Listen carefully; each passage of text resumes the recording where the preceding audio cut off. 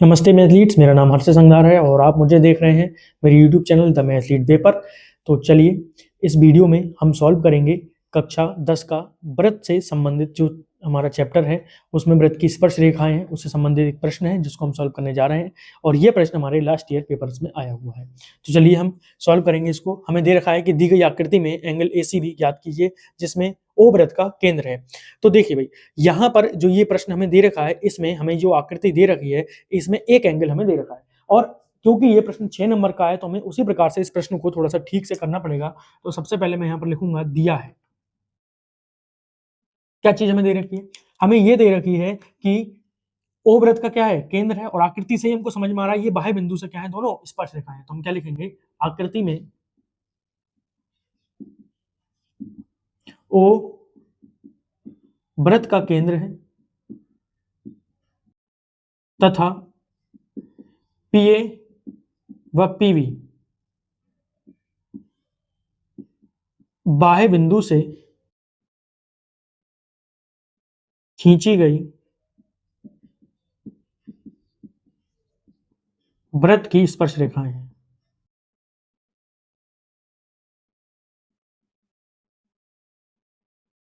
अब यहां से एक बहुत चीजें हमें समझ में आ सकती है, क्या कि अगर ये स्पर्श रेखाएं तो ये आपस में कैसे होंगी, बराबर होंगी। और स्पर्श रेखाएं जितने कोण पर मुड़ती हैं वो वाला कोण और उनका केंद्र से बनाया हुआ कोण ये आपस में कैसे होते हैं, समपूरक होते हैं। ये भी हम पहले से जानते हैं, ठीक है। तो मैं यहाँ पर इन चीजों को लिख लूंगा, लेकिन बाद में पहले हम क्या लिखते हैं, हमें ज्ञात क्या करना है।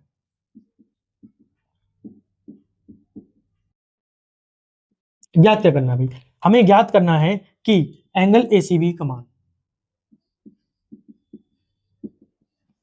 ठीक है। तो यहां से हम सॉल्यूशन इसका शुरू कर रहे हैं, हल। चलिए भाई, सॉल्यूशन में इसमें हम सबसे पहले क्या लिखेंगे, हम यहाँ पर लिखेंगे कि एंगल APB कितना दे रखा है हमको, APB बराबर कितना दे रखा है, 50 डिग्री। ये हमको दे रखा है 50 डिग्री, ठीक है। इससे आगे अब हम लिखेंगे, हम जानते हैं कि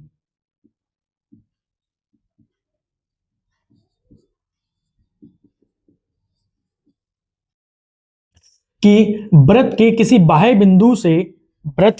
बाह्य बिंदु से खींची गई स्पर्श रेखाओं के बीच का कोण तथा इनकी त्रिज्याओं, केंद्र से बनी इनकी त्रिज्याओं का जो कोण होता है उसका योगफल कितना होता है, 180 डिग्री। यानी कि मैं यहां लिखूंगा कि एंगल APB वाह, एक एंगल कौन सा है, एंगल AOB कैसे कोण होंगे भाई, समपूरक कोण होंगे।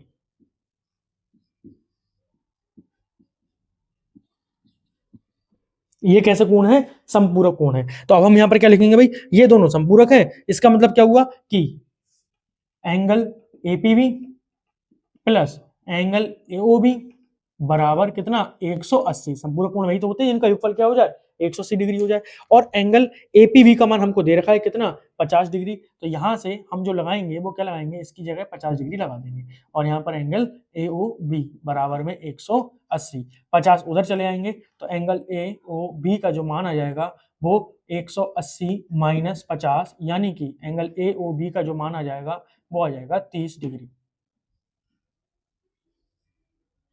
इसका मान आ गया 30 डिग्री। अब हमें निकालना ये वाला मान है, लेकिन इसको निकालने के लिए हम यहां पर क्या कर रहे हैं कि एक रेखा यानी कि रचना कर देंगे हम, एक यहां से इन बिंदुओं को मिला देंगे। हमने एक बिंदु एक नया मान लिया, कौन सा भाई, ये जो बिंदु है उसको हम क्या मान लेते हैं, डी मान लेते हैं। उसको क्या मान लिया हमने, डी। इसको वैसे रचना में हमें लिखना चाहिए, तो मैं यहां पर बीच में एक रचना लिख देता हूं। क्या लिख दी रचना, रचना मैंने लिख दी कि व्रत पर बिंदु डी लिया तथा AD व BD को मिलाया, ठीक है। ये रचना में आप पहले से लिख देना। मैंने क्योंकि लास्ट में भी याद आई तो मैंने यहां पर अभी लिख दिया, ठीक है भाई। चलिए अब देखो इसको हम क्या करेंगे आगे, हमने यहां पर मिला दिया, इससे हमें क्या फायदा हुआ कि जो अभी हमने एक कोण यहां पर निकाला है इसकी वैल्यू कितनी आई है भाई बताओ, 130 डिग्री आई है। इसकी जो वैल्यू आई है वो 130 डिग्री आई है।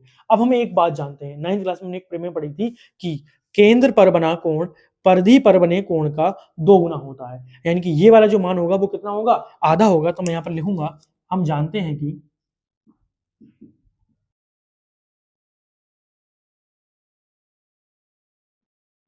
केंद्र पर बना कोण परिधि पर बने कोण का 2 गुना होता है। इसका मतलब क्या हो गया कि जो एंगल एडीबी बनेगा, एंगल एडीबी बनेगा, वो इस वाले कोण का कैसा होगा, आधा होगा। कौन से वाले कोण का, एओबी का। तो यहाँ पर एंगल एओबी बटे में 2। एंगल एओबी का मान अभी भी निकाला था हमने, कितना, 130 डिग्री बटे में 2। 2 से काट देते हैं, 2 छंग 12 और 2 पंजे 10। तो इसका जो मान आ गया वो कितना आ गया, एंगल एडीबी का मान आ गया 65 डिग्री। अब इससे हमें मिलेगा क्या, इससे हमें ये मिलेगा कि ये वाला मान जैसे ही हमें पता चल गया 65 डिग्री, और हम यहाँ पर देख रहे हैं कि ये एक चक्रीय चतुर्भुज बन रहा है। कौन सा चतुर्भुज, A D B C, A D B C एक चक्रीय चतुर्भुज है।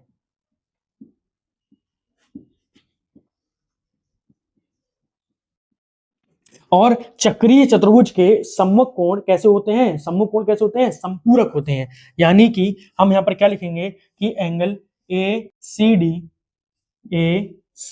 D plus angle A D B बराबर कितना होगा, 180 डिग्री होगा। क्यों होगा, मैं यहाँ पर लिख दूंगा, क्योंकि ये कौन है, चक्रीय चतुर्भुज के कौन से कोण, सम्मुख कोण।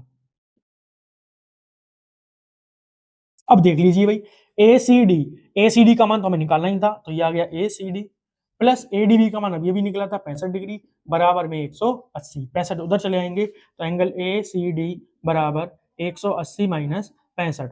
एसीडी का मान कितना आ जाएगा भाई, यहाँ से बताओ, 10 में से 5 गए, 5 बच गए, यहाँ पर रह गए कितने, 7, 7 में से 6 गए, 1 बचे, और यहाँ पर रह गए 115 डिग्री इसका मान आ गया।